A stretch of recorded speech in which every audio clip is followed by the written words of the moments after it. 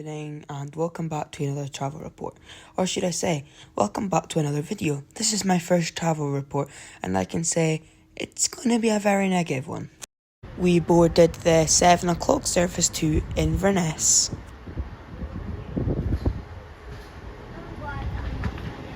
And we also can't forget to mention the wind tone from the driver. Yay! Just as we departed Elgin, I decided it was time just to do a little review in the toilet.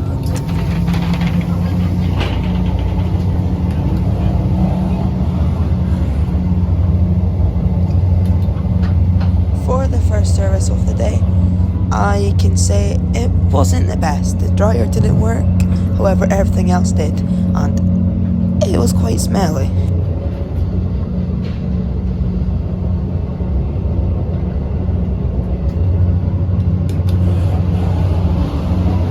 Yes, I didn't lock the toilet door because it reminds me of being in a lift, and I hate lifts. Seat space on this train was quite spacey, and it was also followed by a tray table and a place for your laptop if your laptop's too big. The comfortable of this seat was pretty good. We then had over an hour to kill at Inverness before our departure at 8:45 for Perth. It was meant to be a straight direct run from Inverness straight down to York on the LNER Azuma, but it got cancelled from Inverness due to flooding on the railway at Edinburgh, which resulted on us having to get on 2 more trains than expected. We had to board the train from Inverness to Perth, then the train from Perth to Edinburgh, where we then boarded the Azuma service to York. The train was absolutely jam-packed and all the seats were full of reservations, as ScotRail were basically unaware that all the passengers got told to get on this 8:45 service to Perth. Unfortunately, I couldn't do a seat review or a toilet review aboard this HST, as, let's just say, I didn't really want to be poking a camera on lots of people's faces. However, the scenery in the Highlands was absolutely beautiful. Just a shame that we never got on the beautiful Azuma.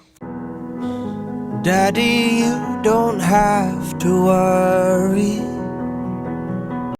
A few hours later, we arrived in Perth, where we boarded the 158 again to Edinburgh, which was formed of 6 coaches and was much quieter. As we were travelling pretty much on time, I managed to get off the train at, I believe it was Dalgety Bay, to get a couple of shots of this lovely 158. Why am I still here and waiting for us to have? The scenery aboard this service from Perth to Edinburgh was amazing. We even went over the Forth Rail Bridge, which I wasn't too sure about, but it was nice. The view was beautiful and it was a once-in-a-lifetime opportunity. Standing at the front of a train next to doors where you look out of into the water, it's quite freaky, especially when you've got nothing to hold on to. But hey ho, the view was lovely.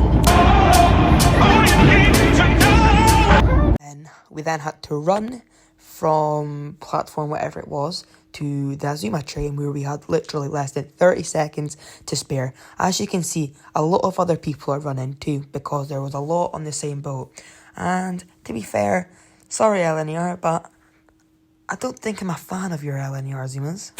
In front of you, you'll have a sturdy trays table, however, it's pretty small. But it's alright, but for the legroom space, it's okay, but it's very not the greatest. We shortly arrived in Newcastle, where the train started to die down a bit, so we actually all got to sit together for the remainder of the journey. Today we travelled at a top speed of around 95 miles per hour. Now, I think it's time for a little summary of the journey. My first expectations weren't the best, and I hope the next time I travel with LNER, they're a bit more better at communicating. This train was very hot and busy, and it's safe to say the guard was a little bit rude and disrespectful. We had reservations booked on this LNER service, but unfortunately that didn't happen due to the amount of people that was on this train, and it was more hassle finding our seats than it was actually just getting into a normal seat. We then arrived in York, where we had our last leg of the journey to Malton. and we arrived much later than expected. We then arrived at Flingland, where we were staying for the week before our leg back to Elgin the following week, which, well, that was much more disastrous than the way down.